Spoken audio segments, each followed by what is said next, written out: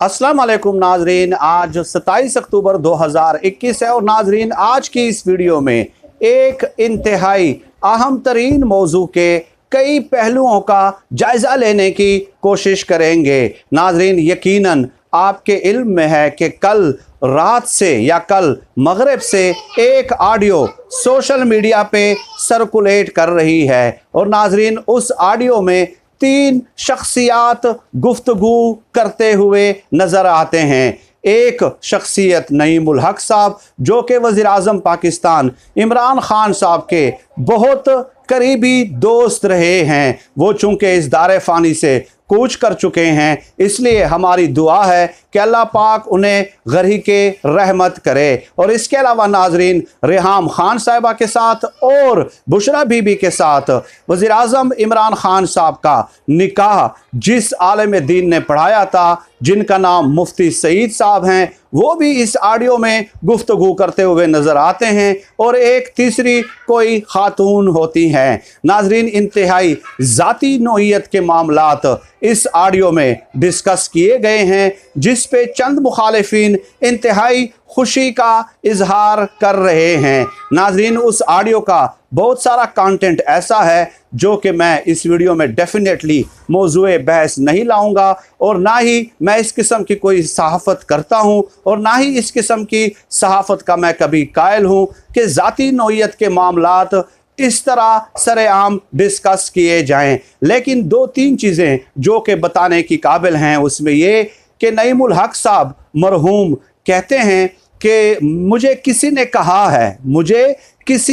कहा है कि बुशरा बीबी के पास जो हैं 2 जिन हैं और हो सकता है उन्हीं जिनों ने इमरान खान साहब को काबू किया हो। और इसके अलावा ये भी मुफ्ती सईद साहब उनसे पूछते हैं कि आपके तो दोस्त रहे हैं, आपने इमरान खान साहब को मना क्यों नहीं किया शादी से? तो नईमुल हक साहब कहते हैं कि मुझे ये मालूम ही नहीं था कि नौबत जो है वो शादी तक पहुंच जाएगी। और उसके बाद नईमुल हक साहब कहते हैं कि मैं पीरी मुरीदी का कायल नहीं हूँ, बहरहाल मुझे ये मालूम नहीं था कि ये नौबत जो है शादी तक जा सकती है। और वो खातून जो है नाजरीन वो फिर गुफ्तगू करते हुए कहती हैं कि मैं इस बात की कतई तौर पे कायल नहीं हूँ कि जिनों के ज़रिए आप तरक्की कर सकते हैं या मामलात तय कर सकते हैं। अगर ऐसा होता तो जिनों के ज़रिए बुशरा बीबी ने खावर मानिका को वज़ीर आज़म क्यों नहीं बनाया? जिनों के ज़रिए बुशरा बीबी ने खावर मानिका को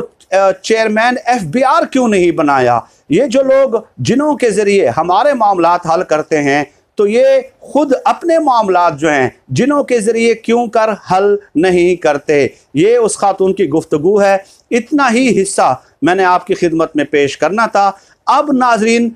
इस बारे में मैं इतना ही कह सकता हूँ कि आया ये फेक है या फैब्रिकेटेड है या डॉक्टर्ड है, इसके बारे में तो डेफिनेटली जब फॉरेंसिक होगा और तहकीकात होंगी तो तब ही हकायक सामने आएंगे। लेकिन इस ऑडियो के जारी करने की नाजरीन जो टाइमिंग है वो इंतहाई अहमियत की हामिल है और इस पहलू पे गौर करने की ज़रूरत है कि ये ऑडियो किसने लीक की है, क्यों लीक की है और इस ऑडियो को लीक करने के लिए इस वक्त का इंतखाब क्यों कर किया गया है। ये जो सवालात हैं ये बहुत इम्पॉर्टेंट हैं और डेफिनेटली इमरान खान साहब भी इस हवाले से सबसे ज़्यादा सोच रहे होंगे कि ये ऑडियो लीक करने वाला इस स्पेसिफिक टाइम पे है कौन आखिर। तो उस हवाले से डेफिनेटली हुकूमत अगर तहकीकात करना चाहें तो वो हुकूमत इस तह तक पहुँच सकती है। अब नाज़रीन मैं ये बात क्यों कर रहा हूँ, आपके इल्म में है कि गुज़श्ता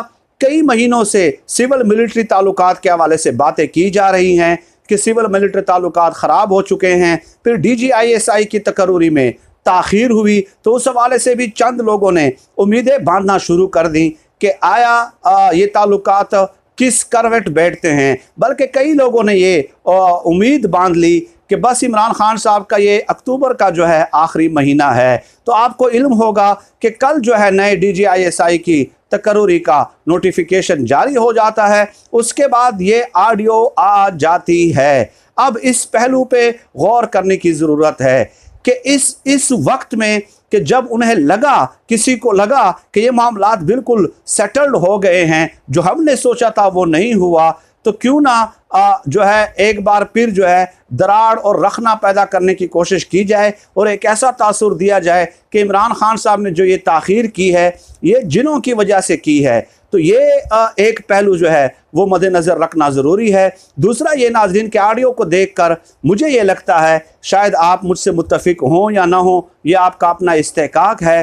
कि ये टेलीफोन पे शायद रिकॉर्ड नहीं की गई, बल्कि तीनों शख्सियात कहीं पे बैठे हुए हैं और जो बगिंग डिवाइस होती है वो किसी ने लगाई है, किसी ने रिकॉर्ड की है। अब ये किसने की है ये मालूम करने की ज़रूरत है। ये भी बता दूं कि बहुत सारी इंटेलिजेंस एजेंसीज़ हैं पाकिस्तान की, बहुत सारी इंटेलिजेंस एजेंसीज़ हैं, तकरीबन 26 के करीब इंटेलिजेंस एजेंसीज़ हैं। क्या एजेंसीज़ में से किसी ने रिकॉर्ड की है या ये जो 3 शख्सियात बैठे हुए थे इनके साथ कुछ और भी लोग क्या बैठे हुए थे, उनके दोस्त यार करीबी रिश्तेदार आए हुए थे या नहीं आए हुए थे, वो इस गुफ्तगू का हिस्सा थे या नहीं थे, उनमें से आया किसी ने रिकॉर्ड की है या नहीं की। लेकिन डेफिनेटली इस बारे में जो सबसे ज़्यादा सोच और विचार कर रहे होंगे वो इमरान खान साहब सोच रहे होंगे और डेफिनेटली हो सकता है कोई उस हवाले से वो तहकीकात भी पसे पर्दा जारी करने के अहकामात जारी करें। लेकिन इसकी टाइमिंग इंतहाई अहमियत की हामिल है।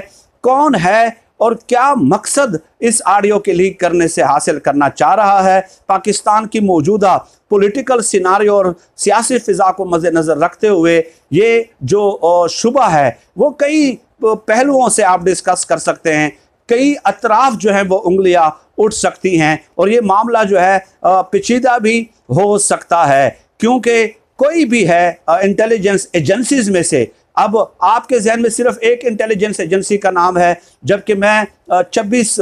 एजेंसीज़ की बात कर रहा हूँ, या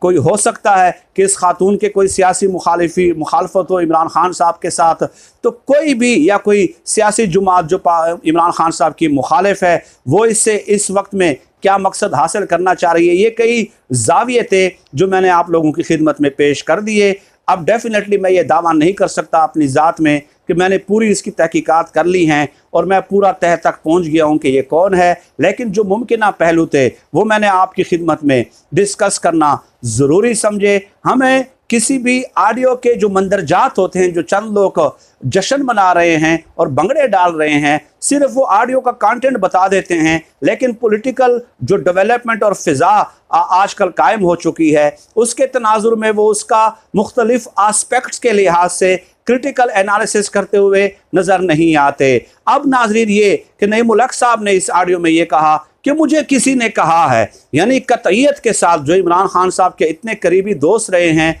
वो भी कतई तौर पे कन्फर्म्ड करके कोई बात नहीं कह रहे, सिर्फ इतना ही कहने पे इक्तिफा कर रहे हैं कि मुझे किसी ने कहा है। तो महज जो है ना जन की बुनियाद पे, शक की बुनियाद पे, हेयर सेइंग की बुनियाद पे, मुझे किसी ने कहा, फलां ने मुझे कहा, फलां ने मुझे कहा, तो उस बुनियाद पे किसी शख्स को मुरद इल्ज़ाम ठहराना और लान व तान करना और किरदार कशी करना यकीनन बहुत ही अफसोसनाक अमर है, बहुत ही अफसोसनाक पहलू है। और इस ऑडियो में ये भी कहा गया कि इमरान खान साहब रियाम खान साहब को पहली नज़र में पसंद नहीं करते थे और मुझे इमरान खान साहब ने कहा नईम मुल्क साहब के बकौल कि रियाम खान जो है वो फेक निकली है, तो उसके बाद उन्होंने उसके साथ शादी भी कर ली। अब इसमें क्या बुरा है, शादी तो आप कर सकते हैं भाई, पहली शादी हो, दूसरी शादी हो, तीसरी शादी हो। तो मेरे ख्याल में इस ऑडियो में कोई ऐसा कंक्रीट कोई सबूत इमरान खान साहब के ख़िलाफ़ मौजूद नहीं है, सिर्फ इसी बुनियाद पे गुफ्तगू की जा रही है कि मुझे किसी ने कहा, मुझे फ़लाँ ने कहा, मुझे किसी ने कहा कि 2 जिन हैं, मुझे किसी ने कहा कि इमरान खान साहब को शायद जिन्हों ने काबू किया है। तो ये महज अंदाज़ों और मफरूज़ों की बुनियाद पर गुफ्तगू हो रही है। बाकी इमरान खान साहब ने जिसके साथ शादी भी की है तो ये एक शरई अमल है, सुन्नत नबवी है, मुस्तहसन अमल है, इसमें किसी को क्या एतराज़ हो सकता है। मेरे ख्याल में अगर इस ऑडियो को आप दुरुस्त भी समझ लें तो उस फिर भी इससे कुछ बरामद होने वाला नहीं है, ना ही कुछ निकलने वाला है। नाज़रीन, वीडियो का दौरानिया तवील हो जाता है, इंशाल्लाह किसी और नशिस्त में इस हवाले से आपके साथ तफसीली नशिस्त का एहतमाम होगा। फिल वक्त इतना ही। पाकिस्तान जिंदाबाद। अल्लाह हाफ़िज़।